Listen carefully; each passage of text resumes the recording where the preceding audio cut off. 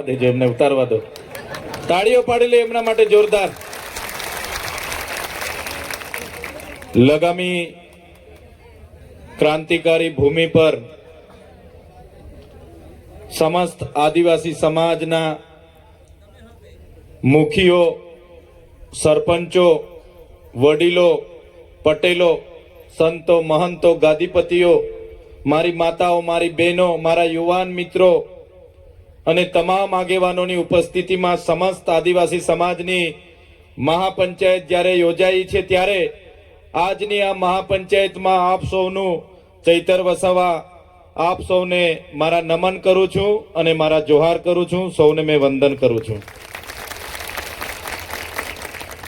આપણી સાથે આ આયોજનમાં જેમનો મહત્વનો ફાળો રહ્યો છે એવા રાજેશભાઈ રાઠવાજી, સાથે એમના પિતા વીરસિંહભાઈ રાઠવાજી, સાથે અમારી ટીમમાં અહીંયા પધારેલા રાધિકાબેન રાઠવાજી, વિનુભાઈ રાઠવાજી, રંજનભાઈ રાઠવાજી, મુકેશભાઈ બારિયાજી અને મારા સાથી મિત્ર અને હર હંમેશ સમાજની સેવા માટે હર હંમેશ આગળ પડતા, કામમાં રાતે 12 વાગે પણ ઉભા રહેતા ડોક્ટર જયરામભાઈ રાઠવાજી, સાથે રાજેન્દ્રજી, સૌને એકવાર જોરદાર તાળીઓથી વધાવી લો.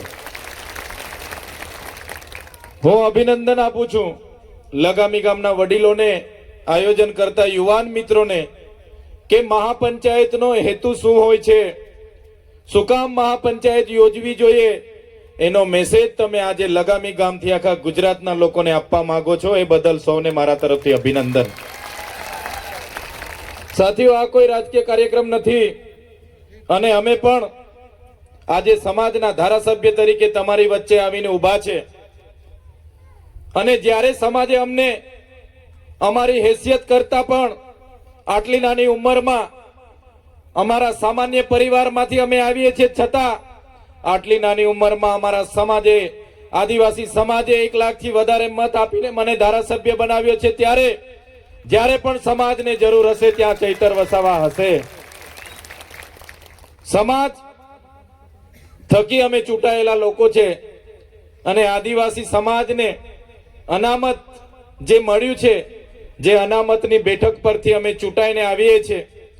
કદાચ કોઈ પાર્ટી મેન્ડેટ અમને આપી દે પણ આદિવાસી તરીકેનો હું જાતિનો દાખલો નહીં મૂકું તો મારું ફોર્મ રદ થઈ જાય છે, મારું ફોર્મ પાસ થતું નથી. એ આપણી આદિવાસી સમાજની જાતિની તાકાત છે કે આપણા દાખલાથી અમે બધા ચૂંટાઈને આવીએ છીએ. સાથીઓ, તમને વિચાર થતો હશે કે આદિવાસી એટલે કોણ? આદિવાસી એટલે ઇતિહાસકારો કહે છે આદિવાસીનો ઇતિહાસ આદિ અનાદિ કાળથી આ ધરતી પર વસનારો, જેને આદિવાસી કહેવામાં આવે છે. આ પૃથ્વી પર માનવ સભ્યતાનો ઉદ્ભવ થયો. તમે બધા વિચાર કરજો, ઘણા છોકરાઓ ભણેલા ગણેલા છે, એમને તો ઇતિહાસ ખબર છે. ધોરણ 9માં 8માં ઇતિહાસમાં બધી જ બાબતો આવે છે. ત્યારે આ પૃથ્વી પર માનવ સભ્યતાનો જ્યારે ઉદ્ગમ થયો, જ્યારે આદિમાનવ તરીકે એ જંગલોમાં ફરતો હતો, જંગલોમાં શરૂઆતમાં એણે અગ્નિની શોધ કરી, પેણાની શોધ કરી અને બાદમાં એણે ધાન્યની શોધ કરી કે ભાઈ આ ધન, આ પાક ખવાય. અને ધાન્યની શોધ થતાની સાથે ખેતીની શોધ થઈ કે આને વાવણી કરાય. અને ખેતીની શોધ સાથે એણે સ્થાયી જીવન જીવવાની શરૂઆત કરી. સ્થાયી જીવન જીવવાની શરૂઆત એણે જ્યારે કરી તે સમયે શરૂઆતમાં એ તો જંગલમાં ભટકતા હતા, વન્ય પ્રાણીઓનો શિકાર કરતા હતા. નદીઓ હોય ત્યાં માછલી મારીને ખાય, કંદમૂળ ખાડીને ખાય, વનના ફળ ફળાદી પાડીને ખાય.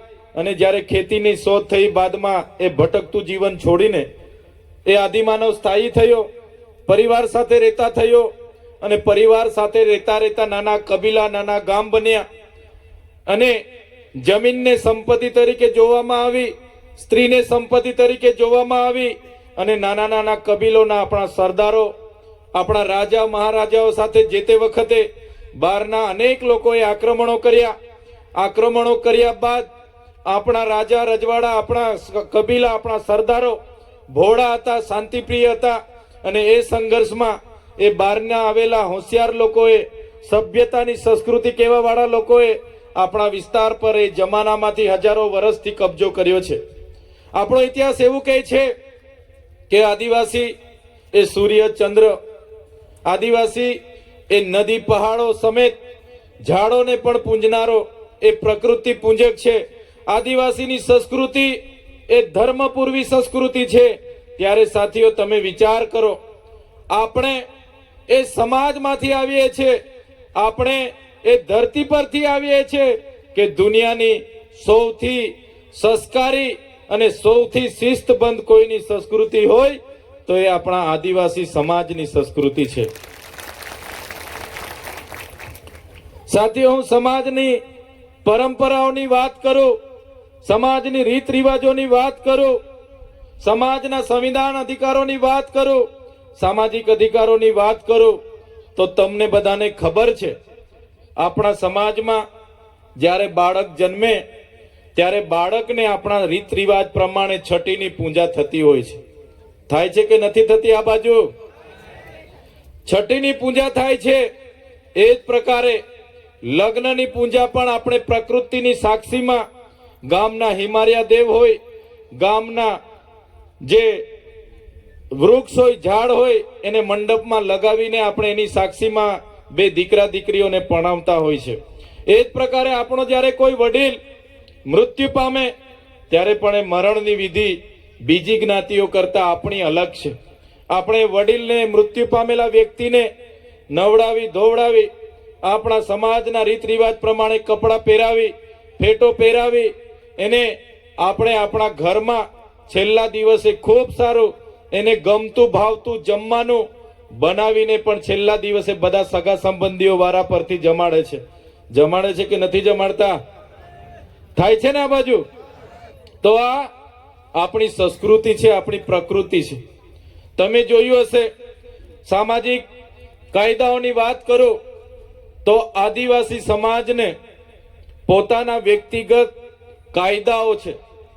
તમને ખબર હશે, આપણા સમાજમાં જ્યારે યુવાન પુખ્ત વયના દીકરા અને દીકરી ભાગી જાય છે ત્યારે ગામમાં પંચ બેહે છે. આ બાજુ બેહે છે કે નથી બેસતું ભાઈ? ગામનું પંચ બેહે છે કે નથી બેસતું? મુખીઓ બેહે છે ને? ગામના વડીલો, ગામના મુખીઓ બંને દીકરા દીકરીઓને શોધીને લાવવા માટે જણાવે છે, પંચમાં હાજર કરે છે અને બંને દીકરા દીકરીઓની ઉંમર પૂછે છે. બેટા દીકરી બોલ, કેટલી ઉંમર થઈ? એટલે આપણી દીકરી કહે, દાદા મારી ઉંમર 18 વર્ષથી ઉપર છે, 20 વર્ષની થઈ. દીકરાને પૂછવામાં આવે છે, બેટા તારી ઉંમર કેટલી થઈ? દીકરો કહે કે મારી 21 વર્ષ પૂર્ણ થઈ, મારી 22 વર્ષ છે. પછી પંચ એમના માતા પિતાઓની સંમતિથી એને પતિ પત્ની તરીકે આપણે ગામમાં સ્વીકારી લઈએ છીએ. સ્વીકારીએ છીએ કે નથી સ્વીકારતા? સ્વીકારીએ છીએ ને? ત્યારે આ આપણા પર્સનલ લો છે. કોઈને લગ્ન માટે કોર્ટમાં જ જવું પડે એ બીજી જ્ઞાતિઓની ફરજ છે, પણ આપણને એમાંથી છૂટછાટ મળી છે કે આપણે ગામમાં પંચ બેહીને આ પ્રકારના સહમતિથી પુખ્ત વયના થતા લગ્નને પણ આપણે માન્યતા આપીએ છીએ. સાથે જ કોઈને એનો ઘરવાળો નથી ગમતો, એ રાતે આવે છે, મારામારી કરે છે, બીજી બધી મગજમારી કરે છે, અને એક વાર થાય, 2 વાર થાય અને દીકરી કહે છે કે આની સાથે તો મને જીવન નીકળે એવું નથી, મારે હવે છૂટું લઈ લેવું છે. ત્યારે આપણો પંચ બેહે છે કે નથી બેસતો? પંચને બોલાવવામાં આવે છે કે નથી આવતો? એ આપણા આદિવાસી સમાજમાં જ એ પંચને માન્યતા છે. બીજા કોઈ જાતિમાં છૂટાછેડા કરવું હોય તો એને કોર્ટમાં અરજી નાખવી પડે, કેસ ચાલે અને કોર્ટનું જજમેન્ટ આવે પછી છૂટાછેડા થાય છે. જ્યારે આપણા પંચમાં ગામમાં બેસીને એમની સંમતિથી, એમની સહમતિ લઈને છૂટાછેડા કરવામાં આવે છે. એ જ પ્રકારે તમે જોયું હશે, કોઈના ઘરમાં એક જ દીકરી હોય કાં તો દીકરીઓ જ હોય, દીકરો ના હોય, તો એ ઘરમાં ઘર જમાઈ લાવવા માટે પણ આપણા લોકો ઘર જમાઈ પણ રાખે છે અને એને વારસાઈના અધિકારો પણ આપે છે કે નથી આપતા? એ જ પ્રકારે તમે જોયું હશે, કોઈ યુવાન બેનને પરણાવીને કદાચ 2-5 વર્ષમાં એના પતિદેવ મૃત્યુ પામે છે, ત્યારે આપણો સમાજ એ બેનને 12 દિવસ કે વર્ષ પછી બીજું લગ્ન કરવા પણ એમને સહમતિ આપે છે કે નથી આપતા? વિધવાને પુનર્લગ્ન કરવા માટે આપણો સમાજ પરવાનગી આપે છે કે નથી આપતો? આપે છે, જ્યારે બીજી જ્ઞાતિમાં એ આપવામાં આવતો નથી. કોઈ વિધુર હોય જેના પત્ની ના હોય અને એને વિચાર આવે કે જિંદગી લાંબી છે, દુનિયા મોટી છે, મારે બીજા લગ્ન કરવા જેવા છે, બીજા બેનને મારે જીવન સાથી બનાવવાના છે, તો એની પરવાનગી પણ આપણો સમાજ આપે છે કે નથી આપતો? ત્યારે આ બધા કાયદા એ માત્ર ને માત્ર કોના છે? આપણા છે, આદિવાસી સમાજ છે. બીજી જ્ઞાતિને એના માટે કોર્ટમાં જવું પડે, રજીસ્ટ્રેશન કરાવવું પડે, કેસ દાખલ કરવો પડે અને કોર્ટ કે પછી થાય છે. ત્યારે આ આપણો આદિવાસી સમાજ છે. આજે આદિવાસી સમાજમાં આપણે બેટી અને દીકરા અને દીકરી વચ્ચેનો ભેદભાવ આપણે રાખતા. આપણે ત્યાં દીકરો જન્મે કે દીકરી જન્મે આપણે હરખા જ ખુશી મનાવીએ છીએ, એમને આવકારીએ છીએ. એટલે જ આદિવાસી સમાજમાં 1000 પુરુષોની સરખામણીમાં 1000 સ્ત્રીઓની સંખ્યા આપણા સમાજમાં છે. જોરદાર તાળીઓ પાડી લો. સાથીઓ, હું 3 દિવસ 4 દિવસ પહેલા, 1 અઠવાડિયા પહેલા હું સમાચારમાં જોતો હતો, કોઈ મોટા કલાકાર છે કિંજલબેન દવે, બ્રહ્મ સમાજમાંથી આવે છે. કિંજલબેન દવે કોઈ હર્ષિતભાઈ શાહ કરીને યુવાન સાથે એમણે સગાઈ કરી, તો બ્રહ્મ સમાજે એના આખા પરિવારને સમાજથી બહાર કરી દીધા. ત્યારે મને વિચાર આવ્યો કે આદિવાસી દીકરીઓને, આપણી બહેનોને ગુજરાતના તમામ જ્ઞાતિના લોકો લઈ જાય છે. આપણો કોઈ યુવાન આણંદમાં ભણે, અમદાવાદમાં ભણે, સુરતમાં ભણે, વડોદરામાં ભણે, કોઈ બીજી જ્ઞાતિના બેન સાથે એના લવ થઈ જાય, કે કોઈ બહાર નોકરી કરવા ગયો હોય, એની સાથે નોકરી કરનાર બીજી બેન સાથે એને લવ થઈ જાય, પ્રેમ થઈ જાય, અને જ્યારે એ લગ્ન કરવાની વાત એમના પરિવારમાં મૂકે, તો આપણા દીકરાઓને બીજી જ્ઞાતિની દીકરી આપવામાં આવતી નથી. આ દેશની વાસ્તવિકતા છે, આ ગુજરાતની વાસ્તવિકતા છે. એક બાજુ આદિવાસી સમાજની દીકરીઓને આખા ગુજરાતના તમામ વર્ગો લઈ જાય છે, પરણાવે છે, અને અમારા દીકરાઓ ભણી ગણીને જ્યારે બીજી જ્ઞાતિની દીકરીને સાથે પરણવાની વાત મૂકે છે, ત્યારે અમારી જ્ઞાતિમાં દીકરી આપવામાં આવતી નથી. અમારી સાથે અસમાનતાની ભેદભાવ થાય છે. ત્યારે એ પણ આપણે વિચારવું પડશે અને આપણા સમાજમાં આપણા બહેનોને, આપણા ભાઈઓને જગાડવું પડશે કે આપણા સમાજમાં આપણી દીકરીઓ પરણશે તો જ આપણા અધિકારો એમને મળશે. એ જાતિના દાખલા પર એને રાજકીય અને શૈક્ષણિક અનામત મળશે. એમના દીકરા દીકરીઓને પણ ત્યારે જ 73 એની જમીનો મળશે, ત્યારે જ એમના પિતાની વારસાઈની જમીનો મળશે. એ બાબતે પણ આપણા દીકરા દીકરીઓને આવનારા દિવસોમાં આપણે જગાડવું પડશે. બીજી વાત તમને હું કરું, અહીંયાથી સંવિધાનના અધિકારોની ઘણી વાતો થઈ. સાથીઓ, દેશ આઝાદ થયો, તમને બધાને ખબર છે. દેશની આઝાદીમાં આપણા રૂપસિંહ નાયક, જોરિયા પરમેશ્વર, આપણા રવજી, આપણા ભૈજી બારિયા, જે જ પ્રકારે બિરસા મુંડા, ખજિયા નાયક, તાટ્યા મામા, ગુરુ ગોવિંદજી જેવા આપણા પૂર્વજો ખૂબ લડ્યા. રૂપસિંહ નાયકની આગેવાનીમાં 30 વર્ષ સુધી અંગ્રેજો સામે સંઘર્ષ થયો. આ વિસ્તારના આદિવાસીઓએ અંગ્રેજોને તે વખતે પણ આપણા વિસ્તારમાં ઘૂસવા નહીં દીધા. આટલું બધું કરીને છેલ્લે દેશને આઝાદી મળી. દેશની આઝાદીમાં પણ તમે જોઈ લો, જ્યાં પણ આપણને જરૂર પડી ત્યાં આપણે લોકોએ દેશના વિકાસમાં યોગદાન આપ્યું છે.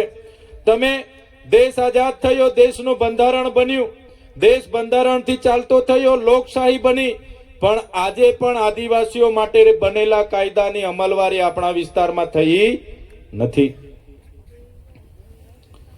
તમે જોયું હશે, દેશનું બંધારણ જ્યારે બન્યું, એ બંધારણ થકી જ આખો દેશ ચાલે છે. પણ આદિવાસીઓ માટે અનુસૂચિ 5 જે પ્રકારે અનુસૂચિ 6 ઓરિસ્સા, મિઝોરમ, મેઘાલય અને ત્રિપુરામાં લાગુ છે, ત્યાં કોઈ પણ વડાપ્રધાનને, રાષ્ટ્રપતિને, મુખ્યમંત્રીને કે મંત્રીને કે કોઈ પણ પ્રોજેક્ટને ત્યાં લાવવા માટે કે કોઈ પણ મંત્રી તંત્રીનો પ્રોગ્રામ કરવા માટે સૌપ્રથમ ગ્રામ સભાની પરવાનગી લેવી પડે છે, પછી ત્યાં પ્રોજેક્ટ થાય છે. આપણે ત્યાં એવું થાય છે? આપણે ત્યાં પહેલા પ્રોજેક્ટ મંજૂર થાય છે, પછી પ્રોજેક્ટ આવે ત્યારે પોલીસ આવે છે, અને આપણા જમીનો જ્યારે લેવા માટેની વાત થાય છે ત્યારે આપણને ખબર પડે છે કે આપણે ત્યાં પ્રોજેક્ટ આવે છે. સાચી વાત છે કે ખોટી વાત છે? બંધારણમાં સ્પષ્ટ જોગવાઈ છે, 244 કલમ એવું કહે છે કે આદિવાસી વિસ્તાર એ ગુજરાતનો અંબાજીથી ઉમરગાંવ અનુસૂચિ 5 માં આવે છે. એમાં અનુસૂચિ 5 માં પૈસા એક પણ લાગુ છે. 1996 માં પૈસા એક લાગુ થયો.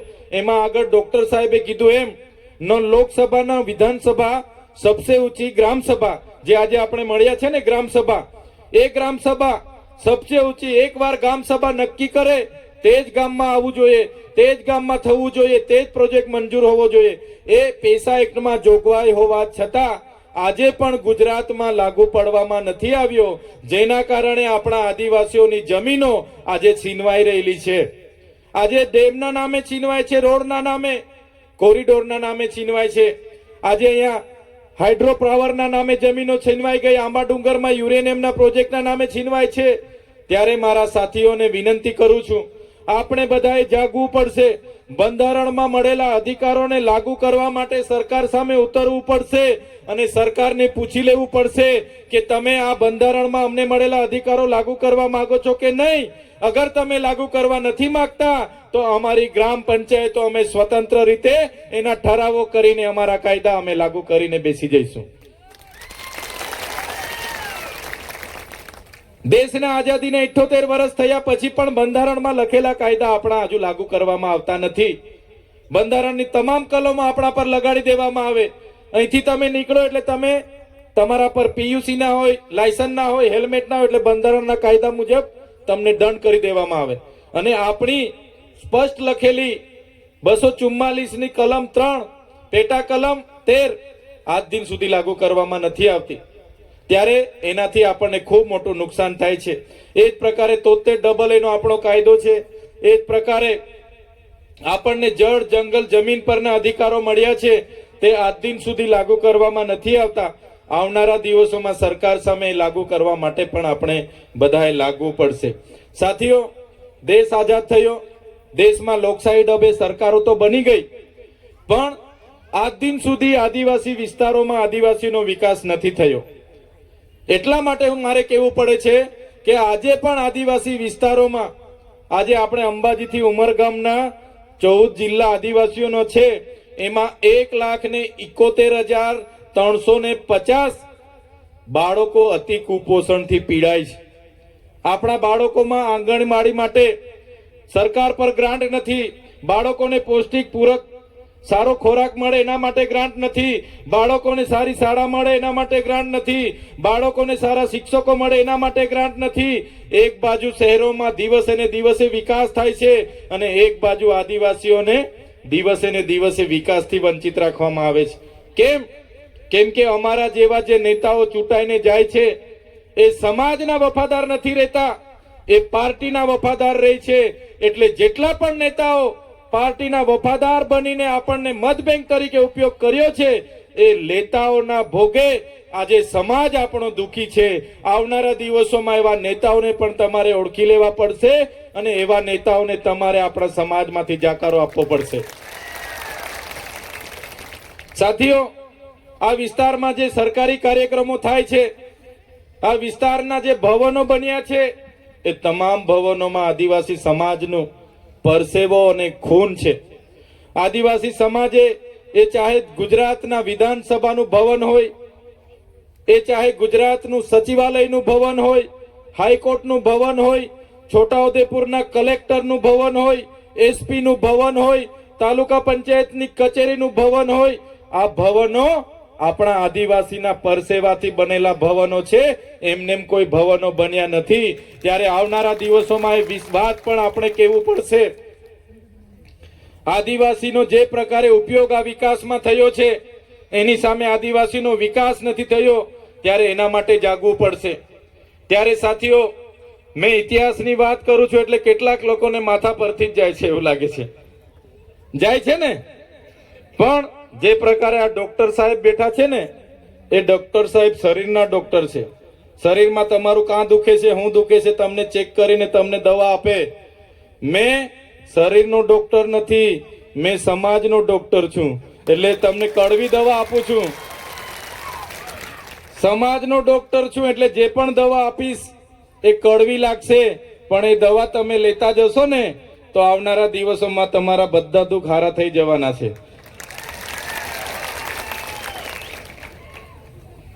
આજે ડીજે ની વાત કરી, ચાલો અહીંયા બધા યુવાનો છે, બોલો બધા આ બાજુ. અહીંયા ડીજે આવ્યા હોય તો આપણા યુવાનો 10 વાગ્યાથી નાચે, આપણી બહેનો 10 વાગ્યાથી નાચે, 4 વાગે પેલો ડીજે વાળો બંધ થાય ને એટલે ડીજે વાળાને ધમકાવે, ઓય ચાલુ કર, અમારે નાચવાનું છે. થાય છે કે નથી થતું? 10 વાગેથી નાચે છે, કૂદે છે, જોર જોર કૂદે કૂદે કૂદે. 4 વાગે પેલો ભાઈ થાકેલો હોય બંધ કરીને ઊંઘવા જાય ને કે એ ચાલુ કર, નાચવાનું છે અમારે, હજુ પણ અમને થાક નથી લાગી. આટલી જ તાકાત આ કુદરતે આપણને આપેલી છે. કોઈ આટલું નાચે? 10 વાગ્યાથી 4 વાગ્યા સુધીથી બજાર વાળા નાચે? એમની નાચવાની તાકાત છે? આપણા વાળા પર જ તાકાત છે ભાઈ. 10 વાગ્યાથી 4 વાગ્યા સુધી નાચવા કૂદવાની એ કુદરતે આપેલી શક્તિ છે આપણા પર, કૌશલ્ય છે, એને બહાર લાવો. મારા યુવાનો, મારા યુવતીઓને બધાને મારી વિનંતી છે, એ શક્તિનો ઉપયોગ માત્ર નાચવા કૂદવામાં જ નહીં કરો. એ શક્તિનો ઉપયોગ માત્ર નાચવા કૂદવામાં નહીં કરો, એ શક્તિનો ઉપયોગ તમારા ભણવામાં બી કરો, તમારા કેરિયર બનાવવામાં બી કરો. તે જ દિવસે આપણો સમાજ આગળ આવવાનો છે. નહીં તો નાચવા કૂદવામાં બધી શક્તિ પૂરી કરી દેશો ને, આપણો સમાજ આગળ આવવાનો નથી. આપણા લોકો, છોકરો ભણે નહીં ભણે, 12મું પાસ કરે નહીં કરે, બાજુવાળાના છોકરાને પેલા એ KTM લઈ આપી હોય, R15 લઈ આપી હોય, એટલે આપણા વાળો બી કઈ નહીં, બાજુવાળો છોકરો લાવ્યો જ છે ને, આપણા છોકરાને બી આ ખેતર વેચીને આપી દઈએ, આપણા છોકરાને બી આઈફોન લઈ આપીએ ને છોકરો બી પાછો મજબૂર કરે, બ્લેકમેલ કરે, પપ્પા મને લઈ આપો બાકી હું કોલેજ નહીં જાઉં. મારી હાથેના બધા છોકરાઓ પર આઈફોન છે, મને બી આઈફોન જોઈએ. થાય છે કે નથી થતું? બધા છોકરાઓ ગાડીઓ લઈને આવે, મને પણ પપ્પા લઈ આપો. એટલે પેલા બિચારા મા બાપે ના છૂટકે ને ATM KTM કે શું કહેવાય બધું લઈ આપવું પડે. લઈ આપવું પડે છે ને? અરે જુઓ તો ખરા, પછી છોકરાઓ કાનમાં મોબાઈલ એટલી રેસ લાખીને અહીંયા ફરતા હોય, છોટાઉદેપુરમાં ને જોજમાં ને. જ્યારે છોકરાઓ ઠોકાઈને એની ડેડ બોડી ઘરે આવે ને ત્યારે મમ્મી પપ્પા પર કેટલી વીતે છે, જોઈ છે ને તમે? એટલે છોકરાઓ બધું જ માગશે. પેલા છોકરાઓને આપણા વડીલોએ સૂચના આપો કે ભાઈ પેલા ભણો,